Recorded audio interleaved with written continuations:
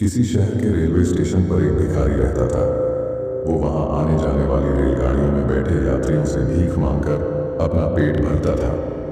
एक दिन जब वह भीख मांग रहा था तो सूट बूट पहने एक लंबा सा व्यक्ति उसे दिखा।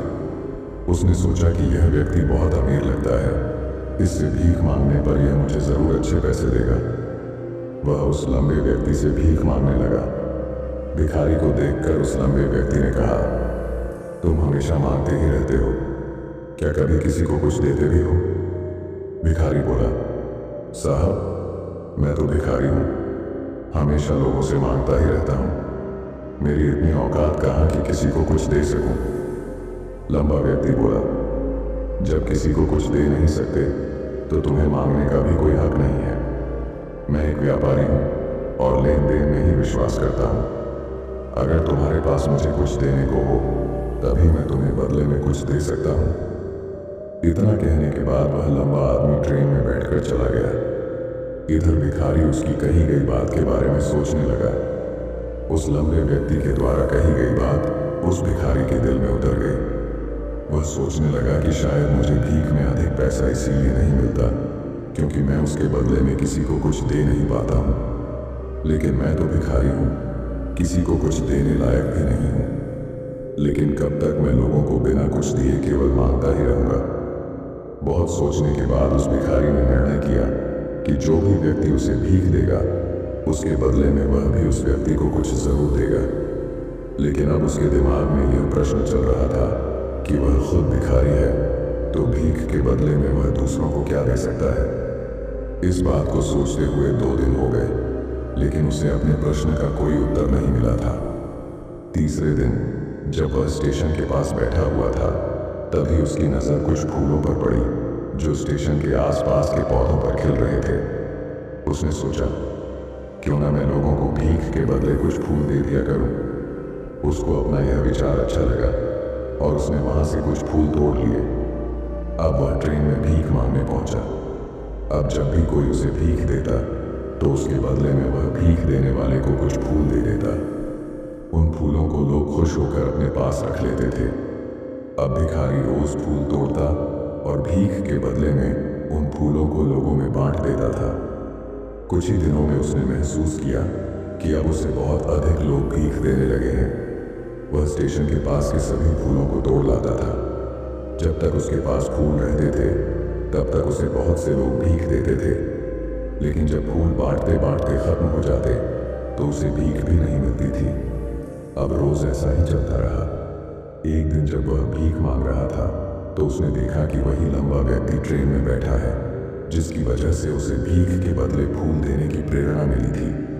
वह तुरंत उस व्यक्ति के पास पहुंच गया और भीख मांगते हुए बोला, आज मेरे पास आपको देने के लिए कुछ फूल हैं। आप मुझे भीख दीजिए तो बदले में मैं आपको कुछ फूल दूंगा। उस लंबे व्यक्ति ने उसे भीख के रूप में कुछ पैसे दे दिए और भिखारी ने कुछ फूल उसे दे दिए। उस लंबे व्यक्ति को यह बात बहुत पसंद आई। वह बोला, वाह क्या बात है, आज तुम भी मेरी तरह एक व्यापारी बन गए हो। इतना कहकर फूल लेकर वह लंबा व्यक्ति अपने स्टेशन पर उतर गया। लेकिन उस लंबे व्यक्ति द्वारा कही गई बात एक बार फिर से उस भिखारी के दिल में उतर गई। वह बार बार उस लंबे व्यक्ति के द्वारा कही गई बात के बारे में सोचने लगा और बहुत खुश होने लगा। उसकी आंखें अब चमकने लगीं। उसे लगने लगा कि अब उसके हाथ सफलता की वह चाबी लग गई है जिसके द्वारा वह अपने जीवन को बदल सकता है। वह तुरंत ट्रेन से नीचे उतरा और उत्साहित होकर बहुत तेज आवाज में ऊपर आसमान की तरफ देखकर बोला, मैं भिखारी नहीं हूं, मैं तो एक व्यापारी हूं, मैं भी अमीर बन सकता हूं। लोगों ने उसे देखा तो सोचा कि शायद यह भिखारी पागल हो गया है और अगले दिन से वह भिखारी उस स्टेशन पर फिर कभी नहीं दिखा। लेकिन 6 महीने बाद इसी स्टेशन पर 2 व्यक्ति सूट बूट पहने हुए यात्रा कर रहे थे। दोनों ने एक दूसरे को देखा तो उनमें से एक ने दूसरे से हाथ मिलाया और कहा, क्या आपने मुझे पहचाना?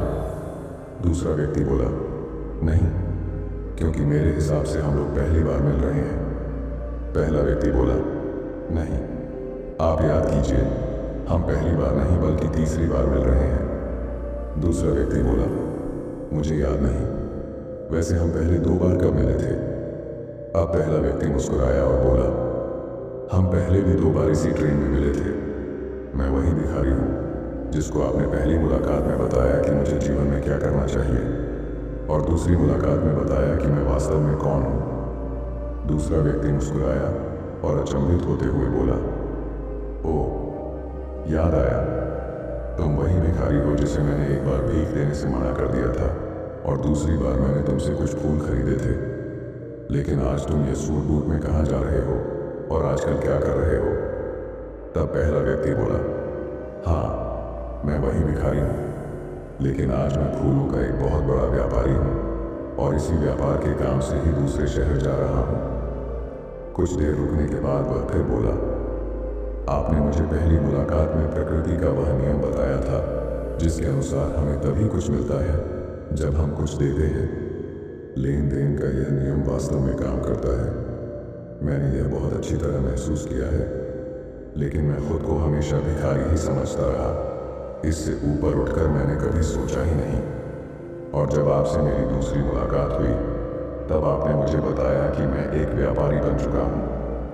अब मैं समझ चुका था कि मैं वास्तव में एक भिखारी नहीं बल्कि व्यापारी बन चुका हूँ। मैंने समझ लिया था कि लोग मुझे इतनी भीख क्यों दे रहे हैं, क्योंकि वह मुझे भीख नहीं दे रहे थे बल्कि उन फूलों का मूल्य चुका रहे थे। सभी लोग मेरे फूल खरीद रहे थे क्योंकि इससे सस्ते फूल उन्हें कहाँ मिलते। मैं लोगों की नज़रों में एक छोटा व्यापारी था, लेकिन मैं अपनी नज़रों में एक भिखारी ही था।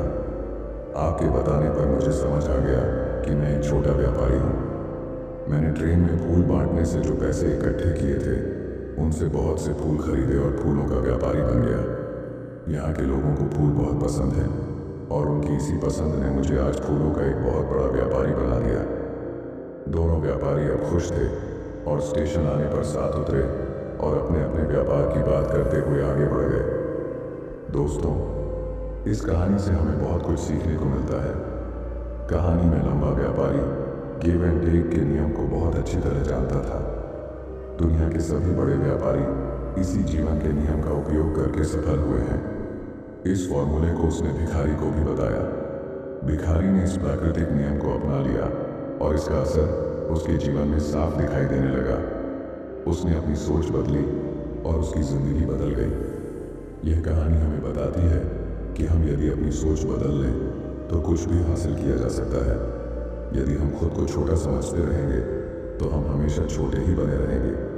बड़ा बनने के लिए हमें अपनी सोच को बदलना होगा और खुद के बारे में बड़ा सोचना होगा। कहानी का सार यह है कि सफलता आपकी सोच में छुपी होती है। खुद का आत्मसम्मान जगाइए, अपनी सोच को बड़ा बनाइए और देखिए कैसे आप सफलता के शिखर पर पहुंच जाते हैं।